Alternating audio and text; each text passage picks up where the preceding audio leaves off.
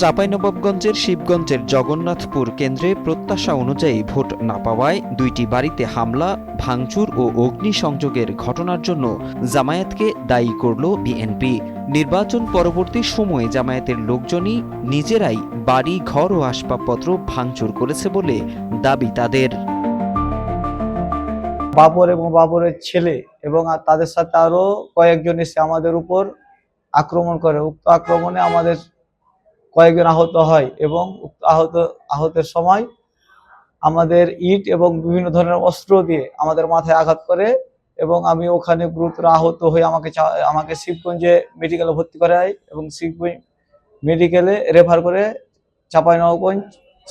Chapainawabganj medical কলেজে আমাকে পাঠানো হয়। সকালবেলা আমি দোকানে ছিলাম, দোকান থেকে মোড়ের দিকে আমি চিনি কিনতে গিয়েছিলাম। সেখানে অতঃপর আমাকে টার্গেট করে, মানে তাদের মন্তব্য হচ্ছে আমি ধানের শীষের এজেন্ট ছিলাম। সেই এজেন্ট থাকার কারণে আমাকে তারা টার্গেট করে আমাকে ওখানে তারা ৬-৭ জন দেখে তারা তাড়া করে এসে আমাকে মারধর করেছে, ইট পাটকেল নিক্ষেপ করে আমাকে ক্ষত করার চেষ্টা করেছে। আমাদের সেখানে আমাদেরকে জখম করেছে। 14 ফেব্রুয়ারি বিকেলে শিবগঞ্জ প্রেস ক্লাবে আয়োজিত এক সংবাদ সম্মেলনে বিএনপি নেতা মোশাররফ হোসেন দাবি করেন, গত 12 ফেব্রুয়ারি শিবগঞ্জের জগন্নাথপুর সরকারি প্রাথমিক বিদ্যালয় কেন্দ্রটির ফলাফল ঘোষণার পর জগন্নাথপুর এলাকায় জামায়াত কর্মী বাবর আলীর নেতৃত্বে একটি উস্কানিমূলক মিছিল বের করা হয়। এ সময় মিছিলটি থেকে বিএনপি নেতাকর্মীদের উপর ইট পাটকেল ছোড়া হয় এবং এক পর্যায়ে অতর্কিত হামলা চালানো হয়। 12 তারিখ রোজ বৃহস্পতিবার নির্বাচন সুষ্ঠু শান্তিপূর্ণভাবে হয়েছে।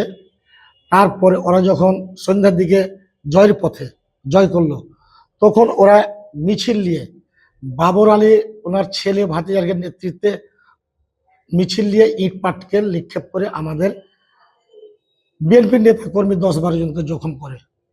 তারাকে আমরা বিভিন্ন কমপ্লেক্সে ভর্তি করি, এটাকে ধামাচাপা দেওয়ার জন্য। আবার তার পরের দিন শুক্রবার 13 তারিখ সকালে সে আবার হামলা চালিয়ে অনর্থ একটা ঘটনা করে তার বাড়ি ঘরের আসবাবপত্র নিজেরাই পুড়িয়ে তারা বিএনপির উপরে দোষ চাপাইতে চায়। এই বিএনপির নেতা আরও দাবি করেছেন, জামায়াতের লোকজনই তাদের বাড়ি, ঘর ও আসবাবপত্র ভাঙচুর করে বিএনপির উপর দোষ চাপানোর অপচেষ্টা করছে। এমনকি বাবর আলী বা তার পরিবারের সদস্যরা বিএনপির রাজনীতির সঙ্গেও জড়িত নয় বলে দাবি তার। উনি কোনোদিনই বিএনপির কর্মী ছিলেন না, নাই, এবং সে জাতীয় পার্টি করতেন। একাধ সময় একাধ রং বদলাইতেন। সে 1997 সালে জাতীয় পার্টির আহ্বায়ক ছিলেন। সে বিএনপির কোনো কর্মী নয়। ওনার ছেলে প্রশাসনের কাছে স্বীকার গেছে ঢাকা কলাবাগান থানার শিবিরের সদস্য। তবে স্থানীয় বিএনপি নেতাদের এমন অভিযোগ মিথ্যা ও ভিত্তিহীন বলে দাবি করেছেন ক্ষতিগ্রস্ত বাড়ির মালিক বাবর আলী। তিনি বলেন, তিনি 1977 সাল থেকে বিএনপির রাজনীতি করলেও বিএনপির লোকজনই তার বাড়িতে ভাঙচুর ও অগ্নিসংযোগ করেছে। আমি লিখি ভেঙে দিত, জামাতে ভেঙে দিত, আফসোস ছিল না। কিন্তু বিএনপির বাড়ি ভেঙে দিলে রে, এতে ব্যক্তিগত গ্রাজে, এটা একটা যুক্তির কথা হলো। আমি 77 সাল থেকে দল করি, শাহজাহান সাহেবকে ফোনও দিলাম, কই এখন পর্যন্ত কিছু সারা সৌদা পেলাম। এখন ওরা মুহূর্তে কিছু বলার নেয় বাবা। আসল কথা আমি পারছি না নিজকে সামনে।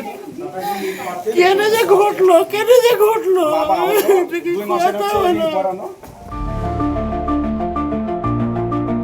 স্থানীয় স্থানীয় সূত্রে জানা গেছে, সদ্য সমাপ্ত নির্বাচনে স্থানীয় জগন্নাথপুর কেন্দ্রের ফল ঘোষণার পর জামায়াত সমর্থকদের উল্লাসকে কেন্দ্র করে উত্তেজনার সৃষ্টি হয়।